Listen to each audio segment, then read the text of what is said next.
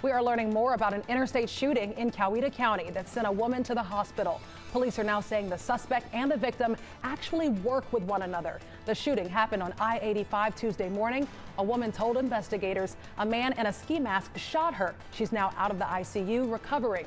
Police are not sure if the two actually knew each other, but the victim said she recognized the man driving. They believe the man was upset at something while leaving work and followed the victim onto the interstate. The man is facing charges and more are pending. Now to Rabun County, an hours-long rescue attempt at Tallulah Gorge became a recovery.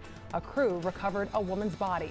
Georgia DNR says Thursday afternoon, crews responded to a report of a person who fell from an overlook at the park. Officials say the woman who died, 58-year-old Nancy Moore Smith, is from Blue Ridge, Georgia. Investigators are trying to figure out exactly what happened.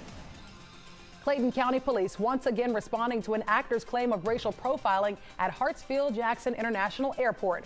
Comedian Eric Andre says he was stopped by officers and asked to submit to a random search for drugs, which he says he declined.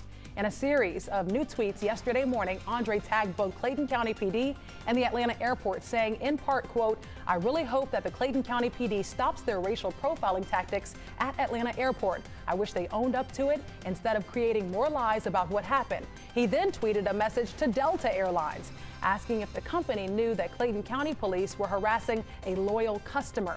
But Clayton County says, according to its findings, the actor who was not racially profiled and the interaction between Andre and officers was only 2 to 3 minutes. And of course, it's a long exchange here on this incident. So if you'd like to read more, including all of Eric Andre's tweets and Clayton County Police's response, head on over to 11alive.com.